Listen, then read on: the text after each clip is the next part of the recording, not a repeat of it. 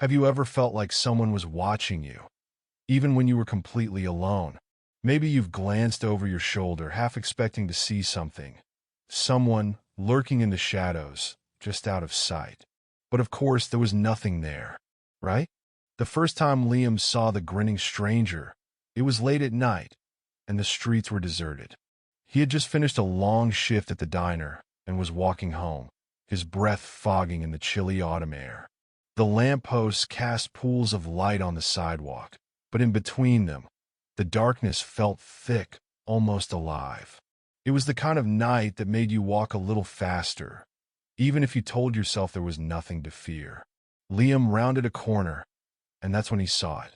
A man stood beneath a flickering streetlight, his face partially obscured by the shadows.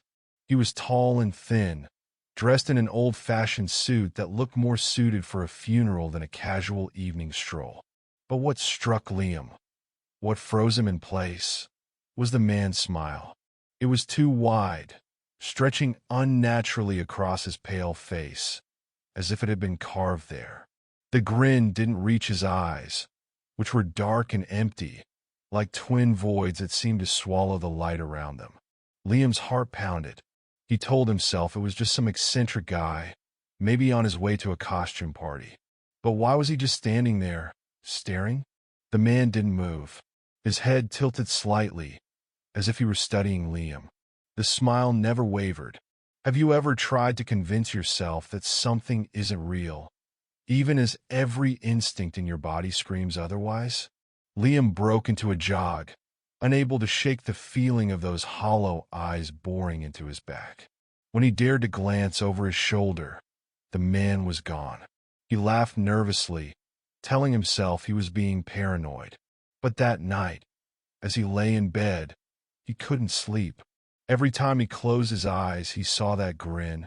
He heard the faintest echo of a laugh, soft and mocking, though he couldn't be sure if it was real or just his imagination. Days passed, and Liam tried to forget about the man. He chalked it up to exhaustion or a trick of the light. But the stranger didn't forget him. It started with small things. He'd catch glimpses of the man in reflective surfaces, a shop window, the side mirror of a car, even the blank screen of his phone. Always grinning, always watching. When he turned to look, there would be nothing there. Liam's friends began to notice the change in him. "You look like you haven't slept in days," his coworker Sarah said one morning as they prepped the diner for the breakfast rush. "Are you okay?" He wanted to tell her everything. He wanted to ask if she'd ever seen someone like that, if she believed in things that couldn't be explained. But he stopped himself. What could he say? That he was being haunted by a man with an impossible smile? She'd think he was crazy. Instead, he shrugged it off. Just bad dreams, I guess. But the dreams weren't the worst of it. One night, he woke up to the sound of laughter. It was faint at first, barely audible over the hum of his apartment's heater. But it grew louder, more distinct, until it filled the room. It wasn't a joyful laugh. It was cold, mocking, and it sent chills down his spine. He bolted upright, his eyes scanning the room. At first, there was nothing. Then he saw it. In the corner of his bedroom, shrouded in shadow, stood the grinning stranger.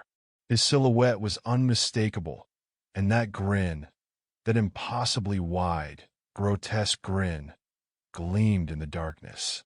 "What do you want from me?" Liam whispered, his voice trembling. The man didn't answer. He just stood there grinning, and then, as suddenly as he had appeared, he was gone. Liam couldn't take it anymore. He started researching anything that might explain what was happening to him. Ghosts, demons, hallucinations. He explored every possibility, desperate for answers. But nothing seemed to fit. The grinning stranger wasn't like any urban legend or paranormal entity he could find.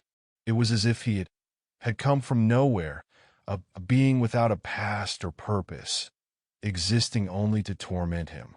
And then Liam began to notice the pattern. The grinning stranger only appeared when he was alone. In crowded places, in the company of others, Liam felt safe. But the moment he was by himself, the man would return, sometimes just a fleeting presence, other times lingering longer, as if daring Liam to confront him. Would you be brave enough to face something like that? To stand your ground and demand answers? Or would you run, hoping that you could somehow escape the inescapable? Liam tried everything. He left the lights on, played loud music, even considered moving to a new apartment.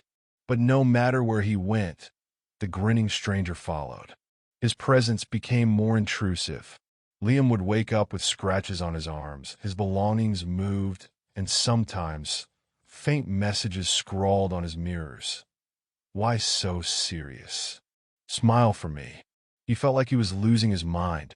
His friends began to distance themselves, unable to understand the paranoia and fear that consumed him. You need help, Sarah said one day. Real help. This isn't normal. Maybe she was right. But how do you explain something like this to a therapist? How do you convince someone that you're not crazy when even you start to doubt yourself? One night, Liam decided he'd had enough. He was tired of running, tired of living in fear. If the grinning stranger wanted to torment him, fine. But he wasn't going to hide anymore. He sat in his living room, every light in the apartment turned off. The only illumination came from the flickering candles he'd placed around the room. He held a baseball bat in his hands, his knuckles white as he gripped it tightly. Come on, he muttered. I'm not afraid of you. The room grew colder, and the shadows seemed to thicken. And then he was there. The grinning stranger emerged from the darkness, his hollow eyes locked onto Liam's. He didn't move, didn't speak. He just smiled. What are you? Liam demanded, his voice shaking despite his resolve. Why are you doing this to me? The grinning stranger tilted his head, his grin somehow growing wider. And then, for the first time, he spoke. Because you saw me, he said, his voice low and distorted, like the sound of a record played backward. And now, you can never unsee me.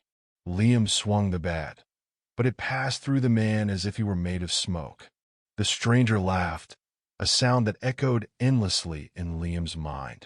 And then he was gone. The next morning, Liam packed his things and left town. He moved to a new city, changed his phone number, and cut ties with everyone he knew. He thought that maybe, just maybe, he could outrun the nightmare. For a while it seemed to work. He started a new job, made new friends, and even began to sleep through the night.